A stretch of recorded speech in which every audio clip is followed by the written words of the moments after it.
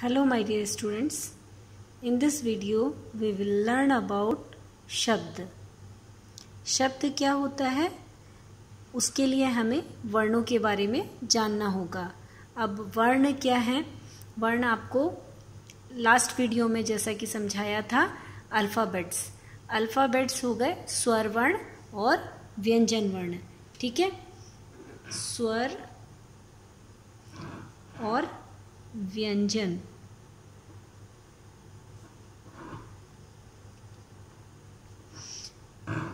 स्वर वर्ण हमारे होते हैं 11 और व्यंजन वर्ण होते हैं हमारे 33। तो ये स्वर और व्यंजनों के सही क्रम के मेल के समूह को हम क्या कहते हैं? शब्द कहते हैं। तो यहाँ पे क्या किसका चित्र बना हुआ है? ये बादल, ब आ द ल, बादल। दूसरा इमेज किसका दिख रहा है आपको? फूल का एक, उसका क्या नाम है? क म ल, कमल। तो ये 3 लेटर से मिलकर बना हुआ है, ठीक है। 3 इसमें व्यंजन है।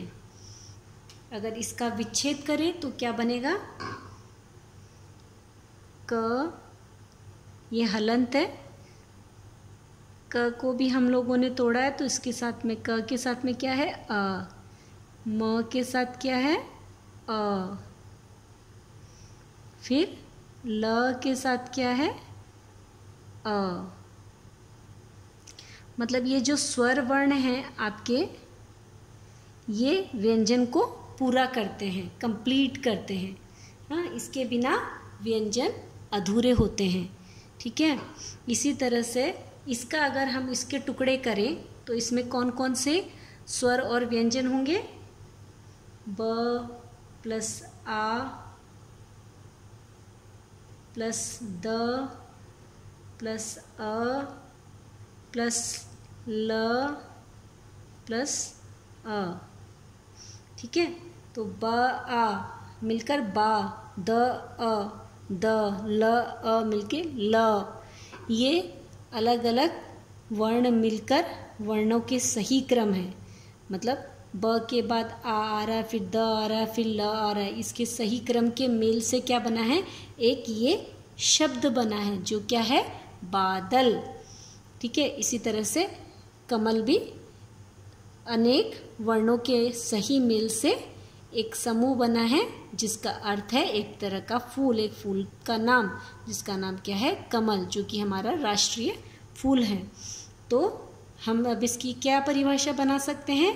वर्णों के सही मेल के समूह को, मतलब समूह मतलब ग्रुप को हम क्या कहते हैं? शब्द कहते हैं, ठीक है। तो शब्द ये तो है, ये जब हम पढ़ रहे हैं बादल, ठीक है, इसका हमको एक मतलब समझ में आ रहा है। बादल का मतलब है कि आकाश के लिए बोल रहे हैं ना, इसमें बादल के मतलब उसके लिए बोल रहे हैं, आकाश के लिए। और कमल एक तरह का फूल है जिसका नाम है कमल, उसके बारे में बात हो रही है। तो अगर मैं लिख दूं द ल बा, ये कोई शब्द है? नहीं। इसी तरह से मैं अगर लिखूं ल क म, इसका कोई अर्थ है? नहीं। तो इसका कोई अर्थ नहीं है। ये कौन से शब्द हो गए? निरर्थक। इसका अर्थ है इसलिए ये क्या हो गए? सार्थक। ये शब्द जो है ये सार्थक शब्द है।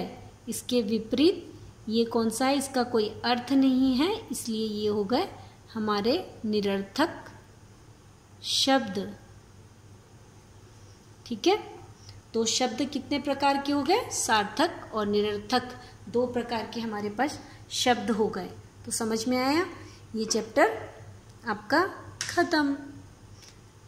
और उससे पहले मेरे पास आपके लिए एक एक्सरसाइज है जो आपको करनी है, बहुत इंटरेस्टिंग है, गेम है, ठीक है। इसमें मैंने शब्दों को मिक्स करके लिख दिया है। अब आपको ये इधर की तरफ में निरर्थक शब्द है, इधर सार्थक शब्द है। ये निरर्थक शब्दों से आपको सार्थक शब्द बनाने हैं, इस बॉक्स में लिखना है और मुझे अभी सेंड करना है। ठीक है, okay, thank you, bye bye.